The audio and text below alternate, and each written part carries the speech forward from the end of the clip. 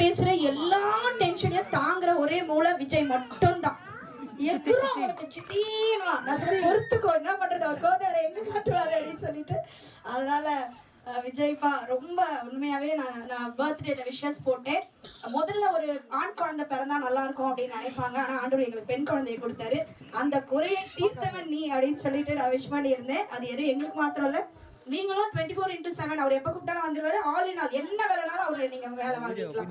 அதனால அந்த அளவுக்கு ஆண்டு கிருபை கொடுத்துட்டு வினோலா 2வது குழந்தை கன்சீவா இருந்து கூட நைட்டு இந்த பேட்சஸ் எல்லாம் கொஞ்சம் மிஸ்டேக் பண்ணிட்டாங்க. நைட்டு நான் வந்து சொன்னேன், நீ பண்ண எல்லா வேலையும் வேஸ்ட் போ அப்படின்னு.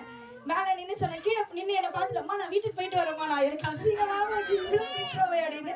அந்த அளவுக்கு உண்மையாவே கர்த்தர் எங்களுக்கு நல்ல காரியங்களை ஆர்டர் கொடுத்தாரு. சிஸ்டர் சொல்லும் போது சொன்னாங்க, எங்களுடைய குறைவுகளை எல்லாத்தையும் நீங்க அட்ஜஸ்ட் பண்ணிக்கிட்டதுக்காக தேங்க்ஸ் அப்படின்னாங்க. அதை நானும் இங்க சொல்ல விரும்புறேன். எங்களுடைய எல்லா கோவங்களையும் எல்லா குறைவுகளையும் நீங்க எங்களோட கூட இருந்து அதை அட்ஜஸ்ட் பண்ணி அவங்க அப்படிதான் பரவாயில்ல அப்படின்றதுக்காக உண்மையாவே நானும் அவங்களுக்கு தேங்க்ஸ் சொல்ல விரும்புறேன். அவங்களுடைய சாட்சிகளை மகனை, ஏன்னா ஆண்டு விழா அப்படின்றது வந்து இது எங்களுக்கானது கிடையாது.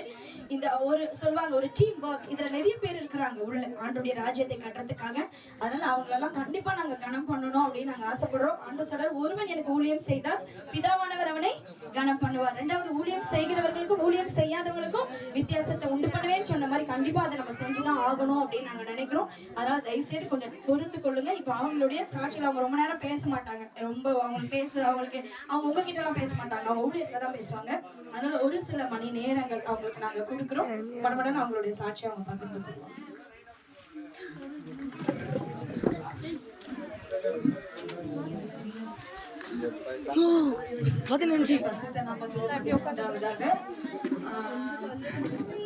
நான் வந்து எப்படி சபைக்கு வந்தேன், எனக்கு வந்து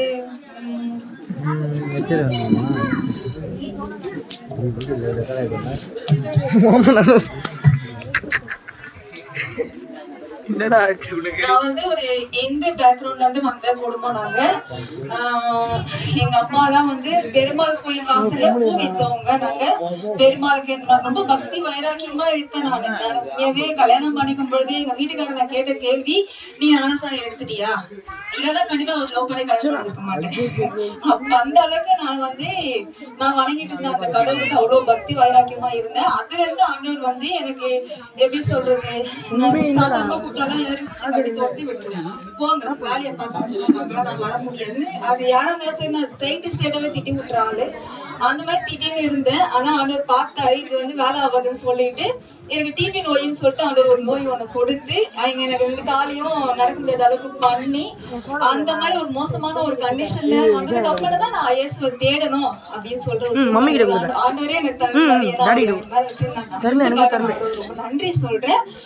அப்படிப்பட்ட ஒரு சூழ்நிலை நான் ஏசப்பாவை ஏத்துக்கினேன். அது மட்டும் இல்ல, இந்த நாள் வரைக்கும் அவருக்குள்ள அவரோட அன்பை நிலைத்திருக்க கர்த்தர் எனக்கு கிருபை கொடுத்தாரு. அது மட்டும் இல்ல, நான் வந்து 6ஆம் கிளாஸ் தான் படிச்சிருக்கிறேன். அப்படிப்பட்ட ஒரு சூழ்நிலை படிச்சிருந்த என்னைய இந்த சபை, எங்க சபை வந்து என்னை இந்த ஊழியத்துல எல்லாம் எடுத்து பயன்படுத்தி கண்ணகி நகர் சில்ட்ரன்ஸ் மினிஸ்ட்ரி எல்லா ஊழியத்திலுமே சரி ஒரு பங்காக இருக்க கர்த்தர் இந்த நாளை எனக்கு நல்ல தாழ்ந்து கொடுத்து பேசக்கூடிய ஒரு வாய்ப்பு கொடுத்து எனக்கு உண்மையா பேசுறது எனக்கு சுத்தமா தெரியாது, ரொம்ப கூச்ச சுபாவம் இருக்குது. அதெல்லாம் ஆண்டவர் அதுல இருந்து எல்லாம் என்னை வெளியே கொண்டு வந்து என்னை நல்லா பேச வச்சு நல்லா ஊழியத்துல நல்லா ட்ரெயின் பண்ண எங்க மக்னைம் சபைக்கும் எங்க தேவனுக்கும் நான் ரொம்ப நன்றி சொல்றேன்.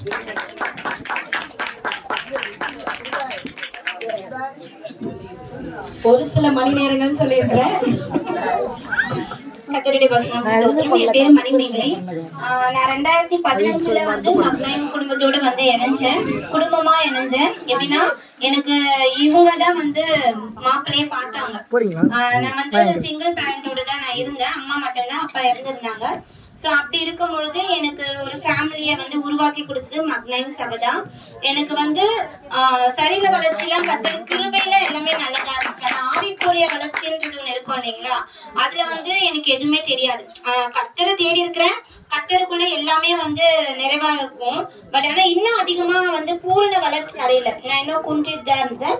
ஸோ மக்னைம் சபை மூலமா அநேக ஊழியங்களை வந்து கர்த்தர் வந்து எனக்கு கொடுத்தாங்க.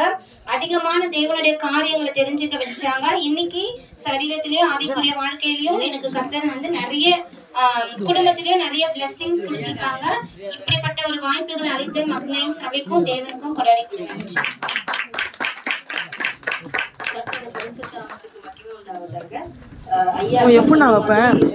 மக்களின் சபையில வந்து என்ன நன்மை பெற்றுக்கொண்டோம், என்ன ஆசீர்வாதம் பெற்றுக்கொண்டோம்னு சொல்லிட்டு ஷேர் பண்ண சொன்னாங்க. நான் ஒரே ஒரு வார்த்தை சொல்லுவேன். மக்களின் சபையில வரவங்க ஃபர்ஸ்ட் ஸ்டார்டிங் வரதுக்கு முன்னாடி 0வா இருப்பாங்க. ஆனா மக்களின் சபையில வரதுக்கு அப்புறம் 0வா மாறிடுவாங்க. அது வந்து மக்களின் சபையோட வந்து அழகே சொல்லலாம். ஏன்னா எதுவுமே தெரியாத ஒரு தாளந்து எதுவுமே இல்லாத ஒருத்தவங்களை அது எங்களோட சபையோட லோகோவே அதுதான். குதிரைய ஆடா இருக்கிறவங்கள குதிரையை ஆக்குறது. அதே மாதிரி எதுவுமே இல்ல தெரியாத ஒரு பேச தெரியாது எதுவுமே தெரியாது என்ன இங்க வந்து உருவாக்கி மக்களைங்கள தான் உருவாக்கி என்னை அக்கா சொன்ன மாதிரி இவ்வளவு ஊழியர்களை கர்த்தர் எனக்கு கொடுத்தாரு. அதுக்காக கர்த்தருக்கு நான் கொடான கூடிய நன்றி செலுத்துறேன். அது இல்லாம மக்கள் சபையில வந்து ஒரு ஐயா அடிக்கடி சொல்வாரு, வேற என்ன ப்ரைடு நமக்கு இருக்குதோ இல்லையா, ஸ்பிரிச்சுவல் ப்ரைட் நமக்கு கண்டிப்பா இருக்கணும். அது வந்து அந்த ஸ்பிரிச்சுவல் ப்ரைட் கண்டிப்பா எனக்கும் இருக்கு, மக்கள்ல இருக்கிற அனைவருக்கும் இருக்கும். ஏன்னா எங்களுக்கு வந்து இங்க கற்றுக் கொடுக்கிற சத்தியங்கள் அது வந்து வேற எங்கேயும் கிடைக்கிறது இருக்கும். ஆனா எங்க சபையில கற்றுக்கொண்ட நாங்க சத்தியங்கள் வந்து ஒரு ப்ரெஷியஸான ஒரு கிஃப்ட் நான் பெற்றுக்கொண்டேன். இந்த சபையில வந்து ஆவிக்குரிய வளர்ச்சியில, ஊழியத்துல, பேச்சுல, திறமையில, அதுக்கப்புறம் நிறைய டேலண்ட்ஸ் இல்லாத என்ன கர்த்தர் வந்து உருவாக்கியிருக்காரு. அதுக்காக கர்த்தருக்கு நான் கொடான கூடிய நன்றி சொல்றேன்.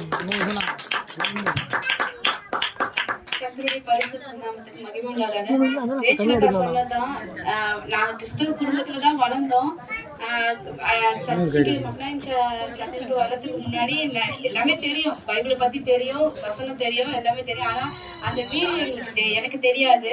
அதோட அர்த்தம் என்னது, ஆவிக்குரிய அர்த்தம் என்னது, என்ன சொல்ல வராங்க, இதெல்லாம் எங்களுக்கு தெரியாது. ஆனா இங்க இந்த மக்கள் சர்ச்சுக்கு வந்துட்டு பிறகுதான் எங்களோட ஸ்பிரிச்சுவல் லீடிங் வந்து கொஞ்சம் அதிகமாச்சு. நல்லா எல்லாமே அதாவது பரிசுத்தாவுடைய அபிஷேகம் அது எல்லாமே வந்து இங்க வந்து நாங்க கத்துக்கணும். எனக்கு எதுவுமே தெரியாது. ஆனா இங்க வந்து தேவன் வந்து எல்லா ஊழியர்களையும் வந்து ட்ரைனிங் கொடுத்தாரு. அதனால கர்த்தருக்கு நன்றி செலுத்துறேன்.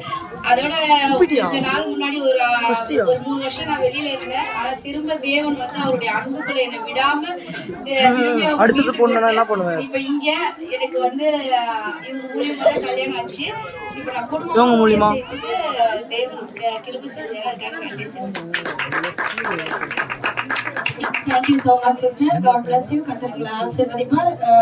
தொடர்ந்து மக்கள் குடும்பத்தோட இணைந்து உங்களுடைய தேவனுடைய ராஜ்யத்தை நீங்க கட்டுங்க. Thank you பவானி, நீ மேலே